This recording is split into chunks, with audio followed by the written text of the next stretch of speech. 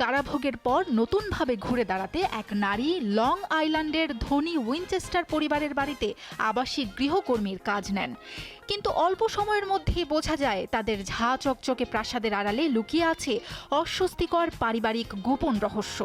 ঠিক এমন গল্প নিয়ে নির্মিত নারীকেন্দ্রিক মনস্তাত্ত্বিক থ্রিলার দ্য হাউসমেইড, যেখানে অভিনয় করেছেন সিডনি সুইনি ও আমান্ডা সেফ্রিড, যা ইতোমধ্যে ব্রাইডসমেইডসকে ছাড়িয়ে গিয়ে নির্মাতা পল ফিগের ক্যারিয়ারের সর্বোচ্চ আয় করা সিনেমায় পরিণত হয়েছে। 23 থেকে 25 জানুয়ারির সপ্তাহান্তে দ্য হাউসমেইড বিশ্বজুড়ে টিকিট বিক্রি থেকে আয় করেছে $294.9 মিলিয়ন। মুদ্রাস্ফীতির হিসাব ছাড়াই এটি ফিগের পরিচালিত সিনেমাগুলোর মধ্যে সর্বোচ্চ আয়।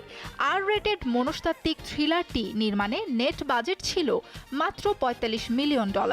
এই সাফল্য বিশেষভাবে ফিগের জন্য বড় জয়। এই সাফল্য সিডনি সুইনির ক্যারিয়ারেও নতুন।